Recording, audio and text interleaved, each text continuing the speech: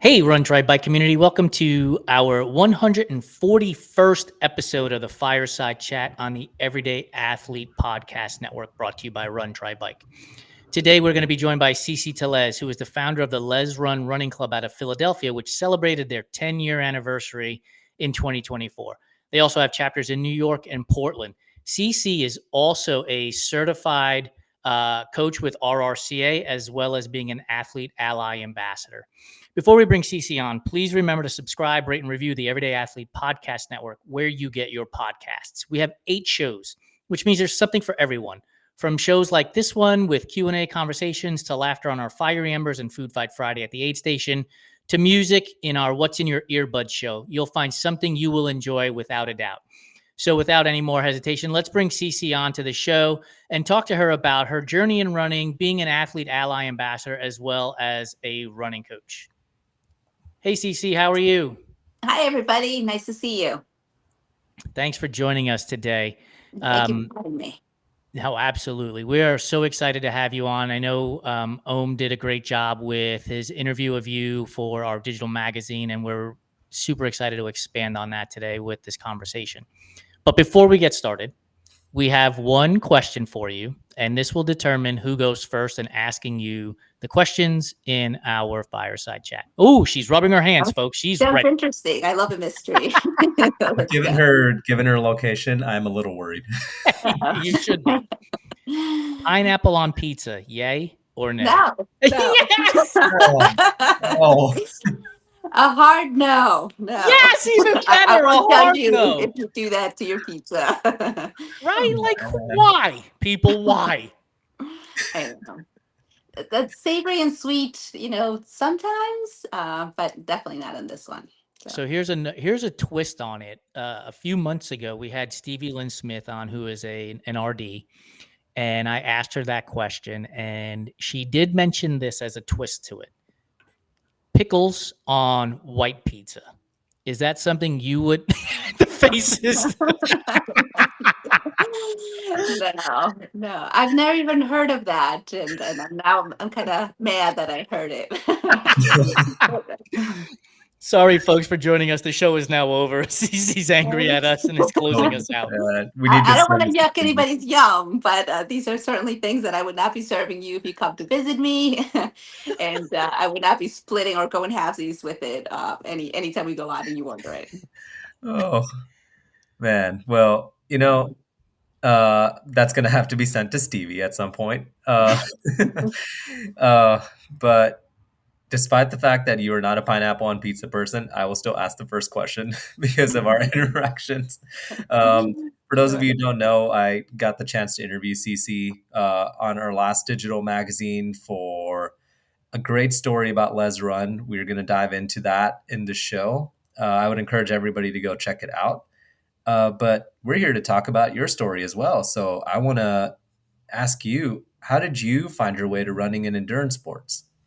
Wow, it's a long story. I'll try to condense it in the time that we have. But I was always an athlete. I grew up as in playing different sports in middle school, high school, and then into college. But it was the after college life that really had me questioning what can I do to continue on with my athleticism and just the community that I had built, being a team member, and I struggled to finding something that was a good fit. But I knew that I wanted to keep active. I always tried to keep a healthy lifestyle, and I knew that I wanted to engage with something. But I had always been into team sports, whether it was softball, field hockey, soccer, rugby, especially rugby in my last couple of years in college. Very team oriented. You were always with someone playing the game. You weren't by yourself. So that was my struggle. After I left, I wasn't finding teams that I could be a part of. I knew that my body could no longer take playing rugby. So I needed to find something else. And running had always been a constant. It was always my warm up for any type of activity that I was doing, whether it was, again, rugby or any other sport, or even just going to the gym before I went to lift. So running was always there, kind of in the back. It came to be later that I would be more involved with it.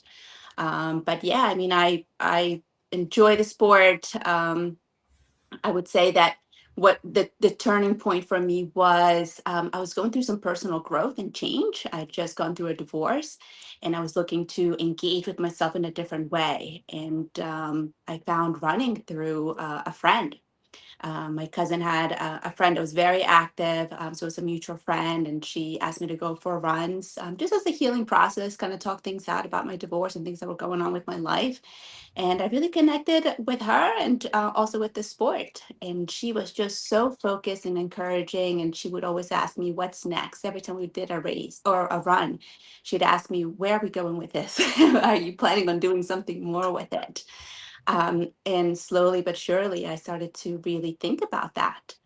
And I thought, maybe this is not a solitary sport as I thought it was. Here I am running with her, and maybe I could find others to run with and see what this world of running is about. And it really started from there. You bring up the a point that I was going to ask you about, which is participating in team sports has community and running primarily as a solo sport.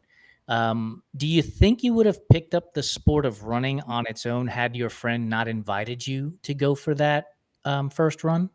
I don't think so. I honestly don't think so. Not in the mind frame that I was in at the time. And just reverting back to what does sport and activity mean to me, it meant that there was a bunch of people that I was doing it with. And I did not see running as that, until that moment where I saw, wow, we can spend so much time together talking and being healthy together, that now that I see that others do it and they do 5Ks or do group runs, and I was like, what is that world about? How does it all work? Do they always run together? Are they always chatting it up? Or when does it shift? So that's where I was really curious. I was like, I gotta find out more and see, if this is a fit for me.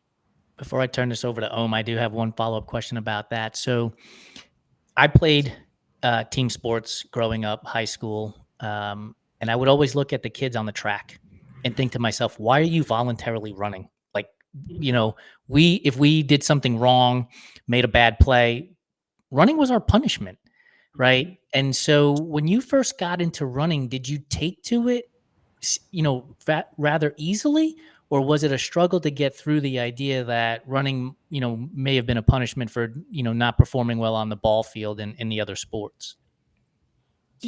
Interestingly enough, it was an easy transition for me, because I was very goal oriented. So I knew if I was, saying playing softball or playing soccer, I knew that there was a goal in mind, that there was steps you need to take in order to want to win. So switching over to running, it was kind of the same. You have to pace yourself in order to gain the goal that you want, whether that's a time goal or whether you want to race to win. So I was able to shift that rather quickly, and put myself in that uncomfortable space where I knew that I wasn't punishing myself, but I was working hard towards something. So that, kind of reflected back of like the practices that I would have with softball, with field hockey, or with any sport that I played, where I knew that there was pain involved for that growth to happen, that discomfort that you had to go through, to get something out of it. So that transition was a little bit easy for me. I don't think that I ever saw it as a punishment, though I will say that I was never a fan of warming up. And that's changed. But if I was going to run and I knew I had to run like 3 miles, like for a 5K or a 10K, I was like, I'm not tiring myself out. I'm not warming up. There's no point in that. And I would see others do that. And I'm like, you're doing all wrong. You're going to tire yourself out. But then I obviously understood what warming up does to your body and how it gives you a better chance to do better in the race. But that was the only part that I saw. I got to go through this torture first, and then I can have my fun and do the activity that I enjoy. But yeah. Oh, oh, I love that. Oh, Mhm. well, I'll let you go ahead with whatever you're going to say, Jason. I was going to ask, like, so how does the conversation with your athletes as a coach go over when it comes to warm ups and then skipping it? I know. Yeah, I mean, they probably never heard me say this, that I didn't to do my warm ups, but I definitely, make sure that their bodies are warmed up, ready to go, loose, because I know injury, and that's the one thing they hear me talk about a lot. And I don't want them to get injured, and this is the reason why. So I need to make sure that their muscles are nice and loose, they're ready to go, and they're not going to be pulling anything, and they can get their heart rate going the way that it should be going into a training run. Absolutely. I can't say that I'm big fan of warming up myself. It's something that I've really grown into and really started to enjoy the process of doing a minimum amount of mobility every single day, and realized how important that is to stay injury free. So um, but it's always refreshing to hear somebody like say like, man, I didn't like warm ups, or I didn't like this, because it feels Mhm. like everyone's doing it when in fact like it's not going to be perfect every single day. So Mhm. so now that we've talked a bit about your running journey, you kind of segue into community, and you talked a lot about team and community and camaraderie, and how running is not a solitary sport. So how did these concepts eventually lead to you creating Les Run? Yeah, I mean, once I started getting into running and that question was starting to be answered of what's next, I did join a running group. And that was through City Sports that was in Philadelphia. They've since closed shop, but that was my first experience with the running group. And as lovely and great as they were, um, and people in there, I still connect with some folks that used to go to that run group as well. There was always something that was missing, and it wasn't, that they weren't bringing something into my world that wasn't worth it. I think it was that I wanted to expand my world as an LGBTQ person, and I wanted to connect with other LGBTQ athletes, because growing up, I didn't know any LGBTQ athletes. Even as an adult, I didn't know any LGBTQ athletes that I could interact with and talk about what their goals are, their aspirations. Could they become pros? What did that look like? I knew I wanted to go far with my running efforts, and I was curious of what that could look like being LGBTQ. So, you know, as I was going through this running group, I knew that I needed something extra that unfortunately this group was not going to be able to provide for me. And I started to look into groups that potentially were focused on LGBTQ athletes that were specifically for running. And quite honestly, I couldn't find one. And then after some more research, I did find Front Runners. And Front Runners is the largest LGBTQ running group in the world. And lo and behold, they had a chapter in Philadelphia. And I was beyond excited to find finally, my people. I was like, here's who I get to run with. But unfortunately, when I did reach out, I didn't hear anything back. And then finally, when I did hear something back, it wasn't positive. So I didn't have a good experience with them. And we've cleared the air since, Les Run is actually part of International Front Runners now. But the one thing with front runners here in Philadelphia too was that it was very male dominated. And it wasn't a reflection of who I am and who the type of people too that I wanted to interact with. I wanted to be around other women. I wanted to be around lesbians. I wanted to be around, people that understood my day to day, perhaps, or what I was going through as well. So, because of that, I said, if this exists, it means that there must be some type of a demand, and that people, maybe are looking for something else beyond that as well. So I had a friend at City Sports that I talked to this with about this idea. I said, "What if we just started our own and created something that was a little bit more centered for for females and women?" So we discussed it. We said, if the two of us are interested, I'm sure there's others that could potentially join in as well. Let's see how it works, and let's have a go at it. And the idea really started to develop in 2013, and we said, when do we start this? When do we have our first run? And we said 2024, 14 in January. Let's give it a go and see, what happens. And it kind of blossomed from there. We were going to build our own community. We were maybe going to model it after some of the things we have seen maybe with front runners in other states. And we knew that we needed to be visible. We needed to have a catchy name. We knew that we needed to um, you know, put ourselves out there and do the races, train hard, so that we can teach others and we can engage with others, let them know what races they could go to, depending on what they wanted to do, and that we could go together and represent as a community and support one another in our goals, whether it be that we just wanted to get out there and learn how to run, do 1 mile, or maybe become a pro and have a shot maybe at the Olympics, the gay Olympics. The sky's the limit with how far you wanted to go. So we figured, let's, start this up and make it something. Before I turn it over to Jason, I just want to quickly say, like, I love the name Les Run. I love, like, I see the first meaning. I love that I'm kind of slow with like puns on names, even though I love dad jokes. And it took me a while for me to see that it's also saying let's run, but I love it. Wanted to ask you, you played sports in, field hockey and rugby and softball.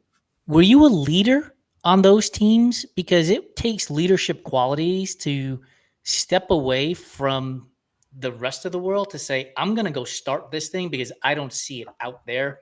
And if I want it, there's got to be other people that want it too. Like, that's a real leadership quality. Were you also a leader when you were playing those sports when you were younger, or is that something that developed over time?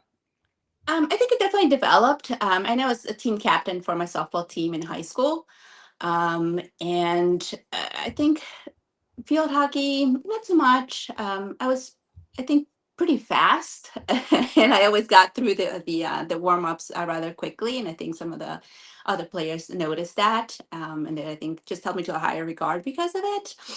They knew how fast I could move throughout the field, but I wasn't like the best player or anything like that. But I supported my teams and wanted to make sure that the players, got what they needed, whether it was just mental support or anything else. But yeah, I mean, I wasn't afraid to question, could there be more, should there be more, are we doing enough, should we ask our coaches to give us more, or could I provide with what I have, that extra outreach of saying, hey, that was a tough game today, what happened, how do you feel about it, giving an opportunity to connect with me on that level, even not being in a role of being the captain or anything like that. One of the things I want to ask you about is you use the words put myself out there or put ourselves out there to get more people involved in Les Run and stand out from the crowd. How hard was that to do 10 years ago for yourself? Or was it one of those things where you were like, this is so important to me, I'm going forward with it, and I will take the slings and the arrows and deal with any, what we will call trolls today and any backlash on it? Was it just that important that you put yourself out there, or was it difficult for you to put yourself out there? I was ready. I was definitely ready for that moment. I think for most of my life, I had been so closeted, so afraid of what people might think of me, say of me, and how it would react to any confrontation. And as I saw people in the professional field come out, I started to get more emboldened by it. And I said, if they're doing it, they're putting everything on the line, they're getting benched, they're getting canceled essentially, they're getting into retirement early because they can't continue their career because of who they are. I said, if they're that bold to do that, I said, what's holding me back? I said, I know who I am. I love who I am. Period. Nobody else has to like it. And I said, I'm ready to say that out loud, and I'm willing to be that face for someone that could, the same way that I saw others be for me.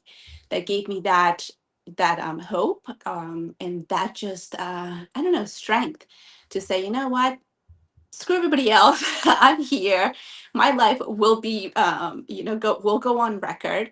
I've come through this world, and you will see my name, in the stats, in the data. I was present. I came through here, so I was ready. And yeah, I mean, when you put on a shirt that says "Let's Run," people will normally be curious about it, and they're like, "Is that a thing? Like, what does that say about you?" And I got questions in the beginning.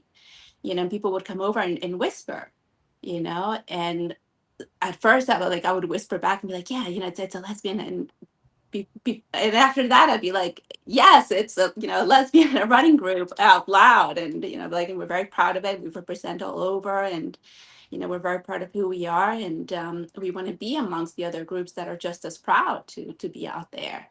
So I wanted to empower LGBTQ athletes the way that I hadn't been empowered when I was growing up. It's incredible what you've, like, just talking to you, I can hear in your voice like what you've overcome and the trials and tribulations you've been through. And obviously I can't even come close to understanding it, but like just hearing how impassioned you are about all this is just incredible, and brings me to wanting to ask you about something that I, noticed as I was doing kind of research for this.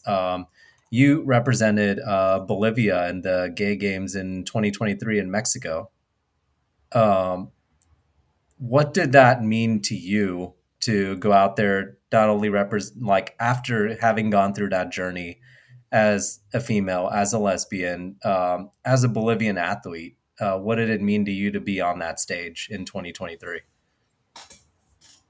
I think it was the visibility that I've always wanted for myself. I left Bolivia when I was 3 years old, or in third grade, 9 years old, just about to turn 10. So I was very young. I didn't really have a strong connection to my country, to my culture. And I long to have that connection, and even now I'm 46 and I'm still finding out what does it mean to be Bolivian. Who are my people? What are the traditions, the customs? Do I fit in as an adult Bolivian? How does that interaction work? But I know that I've always existed, and I know that my lesbianism is just as much as my Bolivian part, so I can't have the two be separate.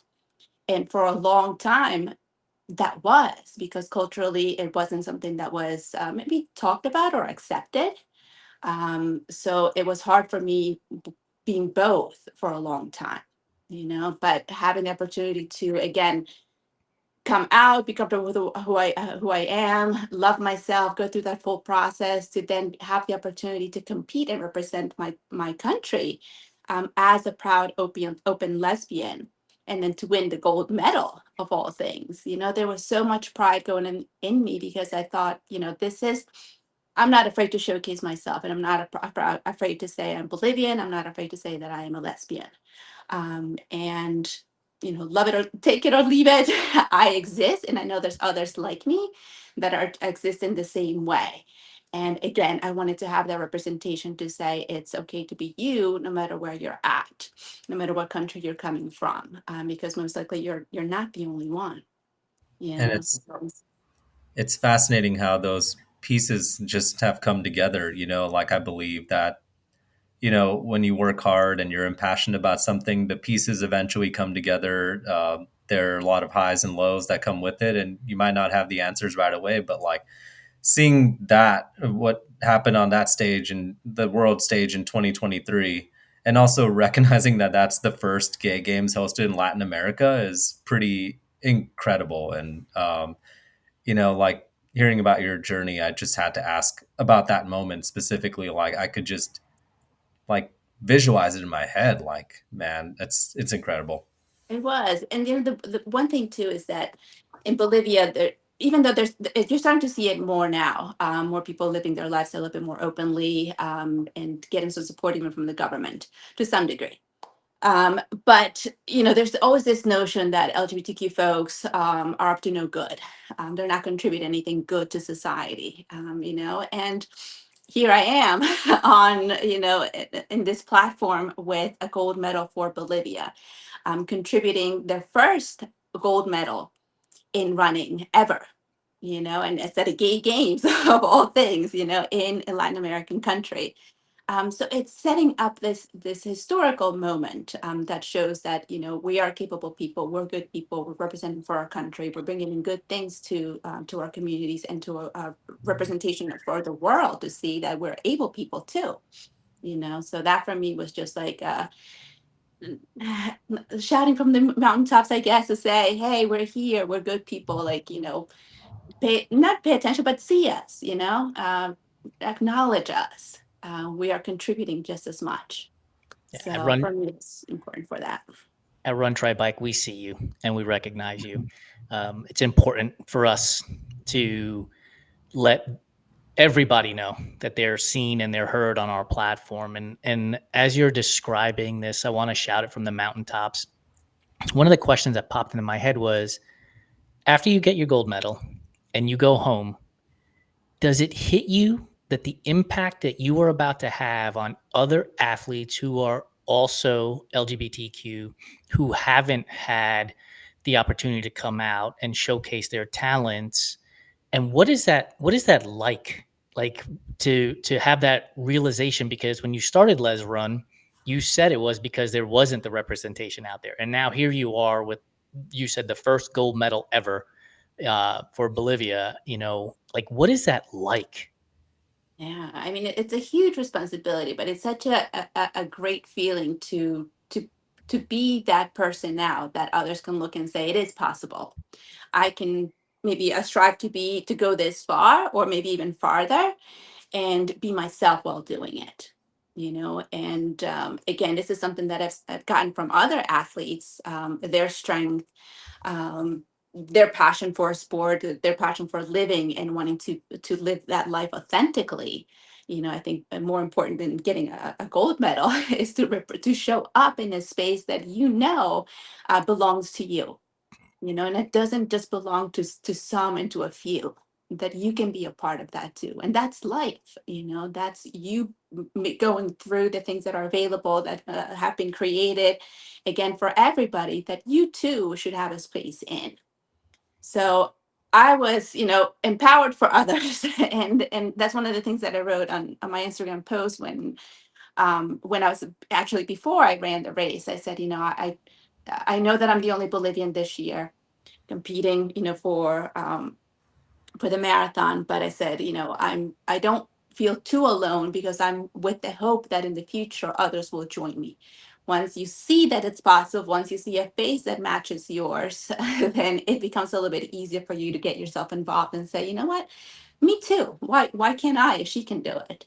If we're from the same country, the same city, and the same cultural background, and all the things that come along with that, that there is a path out, that you too, can do these things and do them proudly.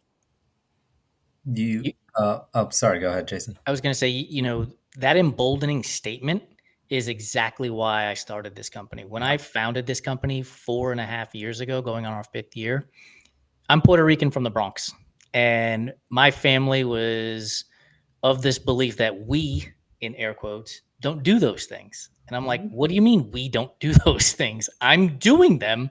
And now I've literally started a company about doing those things. And I want other Puerto Rican kids that are in the Bronx and elsewhere to recognize that you can put on a pair of running shoes and go run a mile or go run 250 miles like I did at Cocodona or cross the finish line of an Ironman one day like I have. Like that is very empowering, and it allows us to stand out in front of the crowd to say, hey, follow my lead. Let's go do this together kind of thing. So thank you for saying what you just did, because I think it's really a part of what our platform is all about. And Yeah. thank you for sharing that too.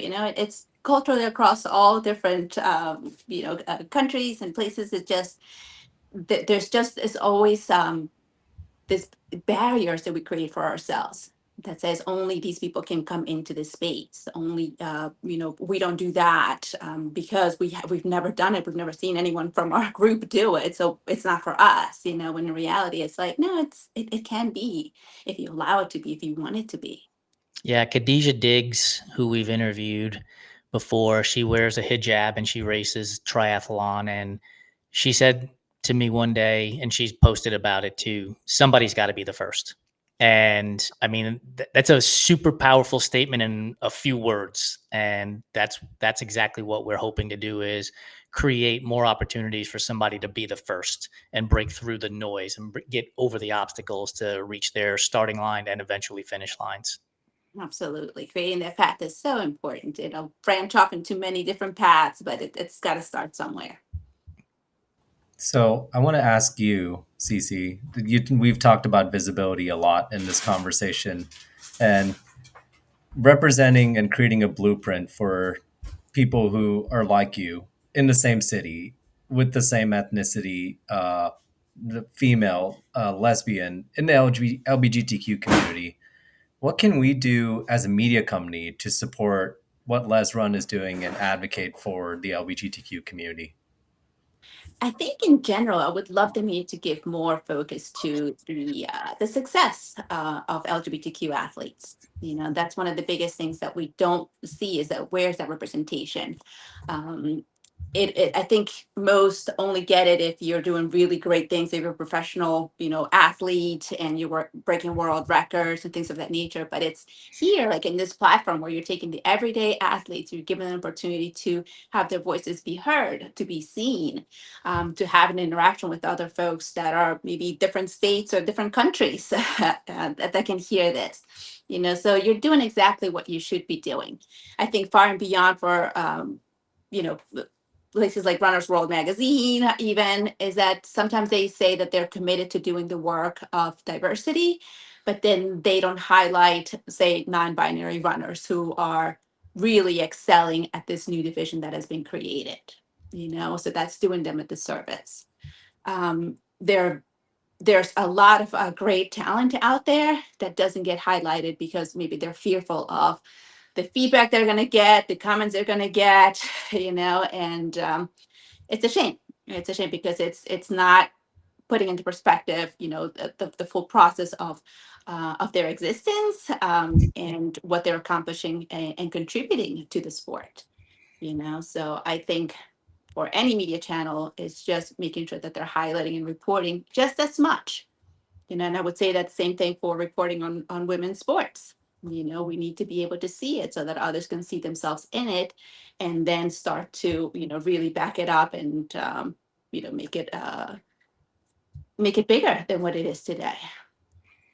Yeah, last night we were watching Queer Eye, and they the guys recognized this one. He's a poker dealer, and it dawned on me that he felt seen, right? Like somebody is recognizing him, and they helped him with his hair and everything else the way they do on the show.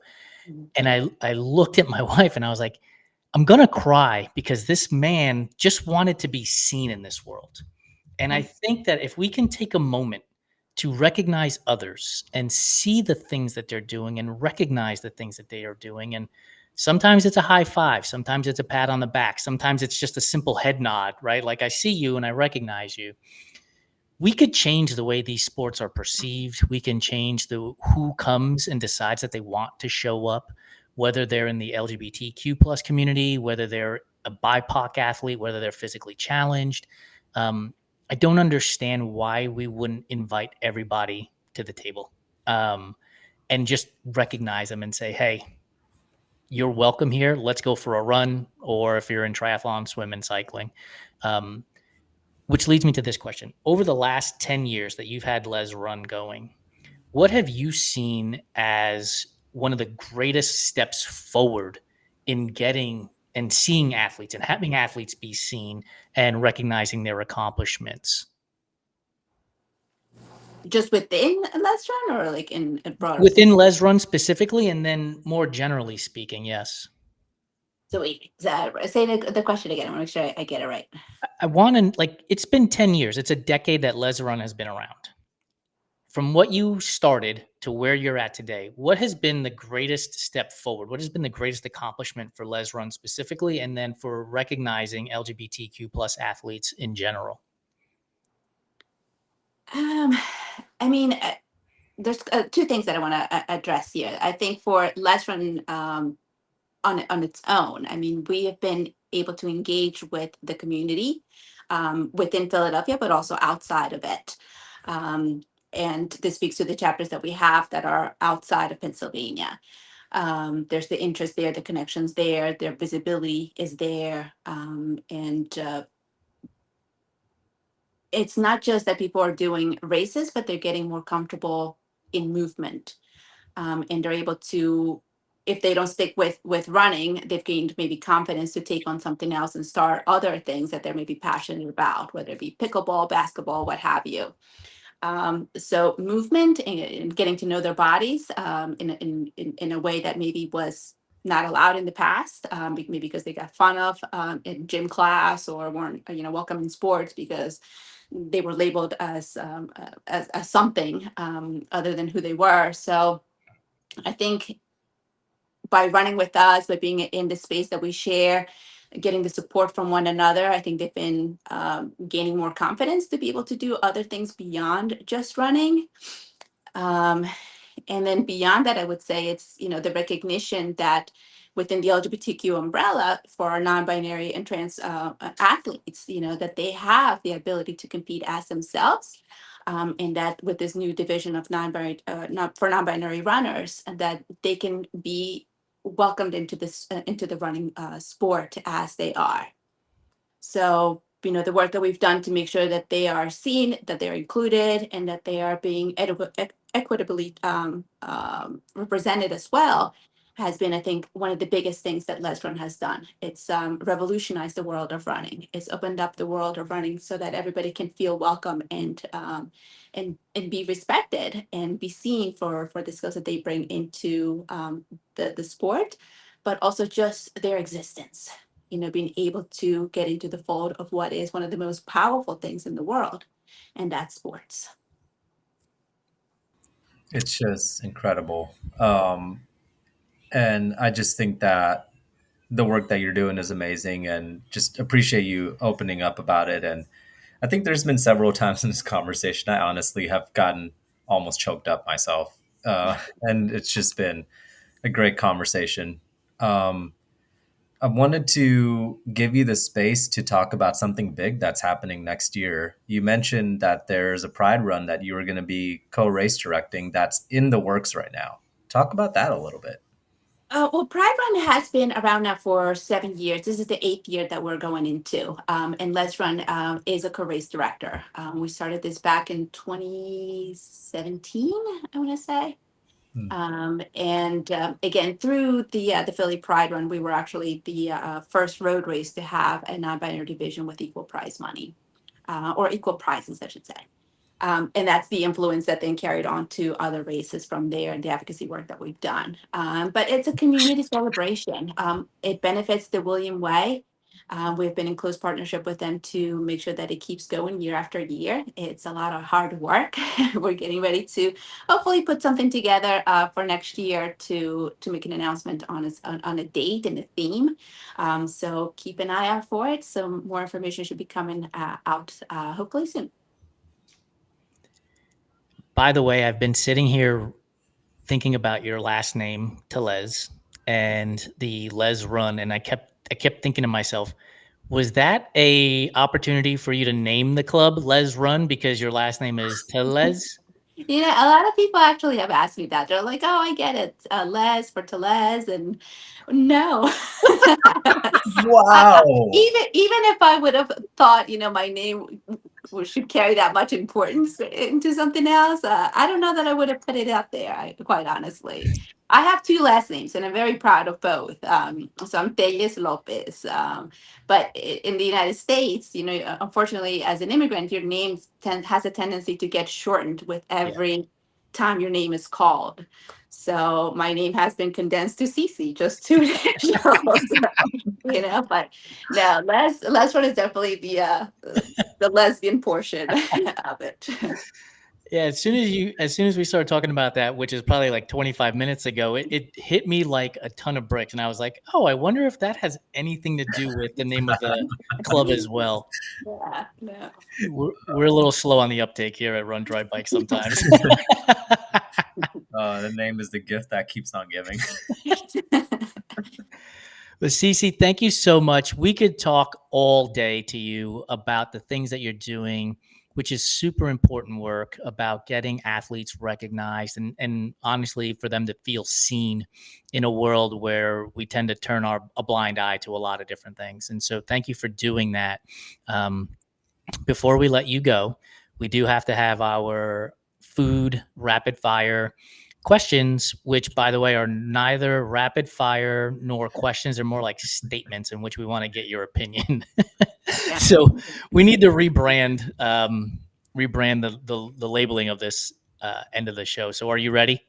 I'm ready. Oreos. Are you an old school Oreo fan, a double stuffed Oreo fan, the thins or the cakesters? Which of the packages in the Oreo aisle are you getting? I love Oreos. I'm gonna go with the thin.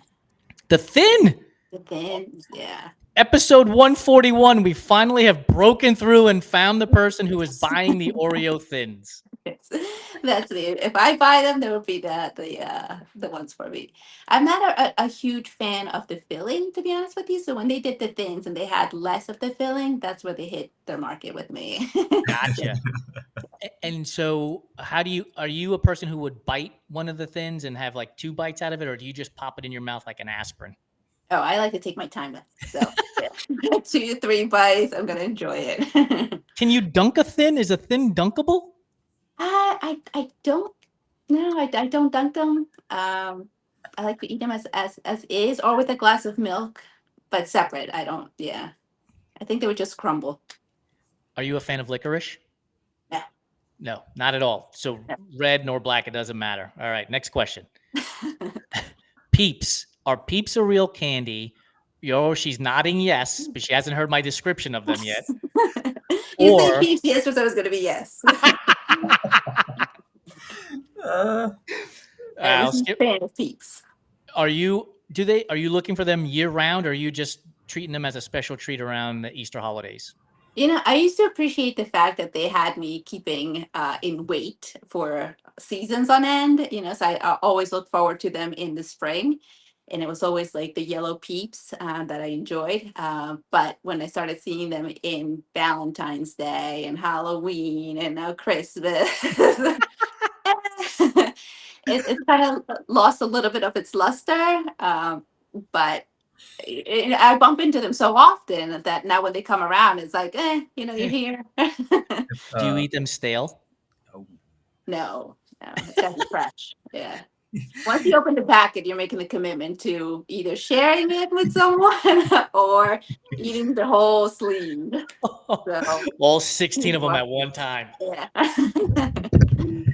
We were once told that you should eat Peeps stale, and my reaction was, I don't like Peeps, so I will say it this way. You want me to take something that's bad, make it worse, and somehow it's going to taste better? I don't think so. Maybe you got to give him another chance, perhaps. Maybe you're not getting the right type of peep. Maybe I have to go get the Christmas one, and maybe the Easter one just wasn't the right variety. Not if it's stale, like the one you were sent. Oh, that was terrible. The shapes, maybe the color. I know it's all sugar; it doesn't come in flavors, but maybe it's a marketing thing, you know. Which is a great segue to candy corn. Is candy corn a real candy, or is it just sugar covered in, or is it just earwax covered in sugar? Pardon me.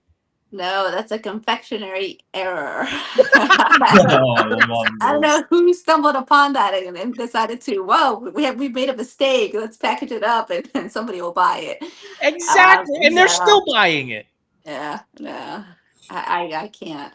I've tried to like them. I've tried to like licorice. I've tried to like Twizzlers, and just some things were not meant to be in my palate. What about the circus peanuts? Is that a real candy, or is that just the Amazon packaging spray painted orange? You know, I've never really understood what they are. Is it supposed to be like a marshmallow? Or I don't even know. It's one of those candies that I'm just like, you're here. I just, I don't know that I should consume you. Like, are you good for me or not? Am I going to like you? Am I just wasting my calories on you? Brox was trying a little too hard when they came up with that product. That's for sure. Is red velvet cake a real flavor, or is it just chocolate cake dressed up to go to the prom? I think it's a chocolate cake dressed up to go. Yes! It's been a while since we've gotten that answer. It has been a while. Like if you go to the grocery store, right, and you get like the slice of cake that they sell in the refrigerator section at the grocery store, it's like $12 for that slice, while the chocolate cake next to it is like $8. You might as well save the money and not pay for the red food dye. Now, if you go to a bakery, it's going to have something different to it altogether. Red velvet's going to have like the special cocoa and whatever else. But at a grocery store, just buy the regular chocolate cake. You're much Yeah, better. I think it's just the icing that's the difference. Yep. If you take the icing out of it and you just eat the cake, it's the same. I don't see it. Let's stick with cake. What is your favorite flavor of cake? Vanilla. Straight vanilla, not even like birthday cake. I like cakes as plain as possible, not as much frosting on them. If they can just be kind of like a coffee cake without the crumbs, that's my sweet spot. Oh, I could go for a coffee cake right now. How about pie? Are you a fan of pie? And if so, what's your favorite flavor of pie? Pies are very American. And again, I come from a doughy culture, but pies took me a while. And if I had to pick one, I'd probably say apple. What does doughy culture mean? We're gonna need a description of this. We do like the cake again. Our cakes, like the cakes that I grew up with, didn't have like the icing or anything like that. They were just the cake. Okay, And maybe with like some lemon shavings or orange shavings. That's the cake that I grew up with. gotcha. So when we talk dough, are we also talking bread? Bread, a lot of like cheese, like I don't know if you know pan con queso or Yes, the cheesy breads. Yeah, yes, very familiar. yeah. So anything sweet, anything doughy, just that's where we're at with our diabetes. And that's what Let's we stick on the eat. sugar train. Do you have a favorite flavor of ice cream? Vanilla. Straight vanilla. Yeah, yeah. Again, I love to hunt for like the weird flavors or the non-common flavors, I should say, like avocado. Um, I don't know. There's macadamia I just had when I was in Australia. The things that I wouldn't normally find here are the ones that I tend to go after. But at the end of the day, if like you just want to give me some ice cream, it's just vanilla, and I'm happy. Very nice. What about, excuse me, chocolate chip cookie versus oatmeal raisin cookie? Which one are you preferring? It depends on how the oatmeal cookie is made. I've always hated on them, but I don't know. Me and chocolate haven't been getting along too much lately. Gives me too much acid reflux, so I'm trying to break away from it. Um, so that would be a nice, healthy alternative. But I think it just depends on how many raisins are in the cookie. Oh, you're not a raisin fan. Not so much. I'll eat it if it's there, but it can't be like a lot of them all at once. Yeah, It see, I'm the changes. opposite. I Yeah. love More raisins. Oh, yes. Put it in my carrot cake, put it in my cookies, put it in my oatmeal. Give me the whole box. I love raisins. I'm all Yeah. in. Pop Of Tarts, course. frosted or unfrosted? No Pop Tarts. Can't stand Pop Tarts. I wish again I like them, but yeah, no. Where are you on nerd clusters then? Are you a fan of nerd clusters? You know, I used to love nerds when I was growing up. Um, but the clusters, I think it ruins the candy for me. Interesting, because Yeah. that's like the hot candy right now in the running world. People are fueling themselves with nerd clusters these days. Interesting. Yeah, I haven't heard that. Yeah. Uh, Our last question for you before we let you go: Are you brownies have come out of the oven? The tray is sitting on the counter. Are you the person who's going for the corner, the edge, or the middle ooey gooey? The middle. So you're gonna cut out the middle and Yep. just scoop that out straight up. Yep. Are you putting the scoop of vanilla ice cream that you so much love on top of it as well? 100%. That's my favorite dessert. Something that Yes. I crave after a long run or a marathon is a hot fudge brownie sundae. Oh. What about Yeah. nuts? Any nuts in the brownie? No nuts. Nope. No nuts. Just the center, no edges. I don't want to feel the crispiness. I want to just feel the soft, squishy, all of it. Yeah. No caramel drizzle on there either. No, the hot fudge probably is the most that I'll do on it with some whipped cream. But yeah, that's the one. Now that we've got everybody listening to the show running to go get the next tray of brownies out, I want to say thank you to Cece for joining us. Go check her out and Lez Run on Instagram. Follow them. Let them know that you saw Cece here on our show and listened to her on our podcast. Thank you so much for joining us, Cece. We look forward to continuing to celebrate Lez Run and the LGBT community on the Run Try Bike platform. Thank you for having me. Thank you for the platform as well. Really appreciate the highlights. Have a good one, folks. Thank you. Bye.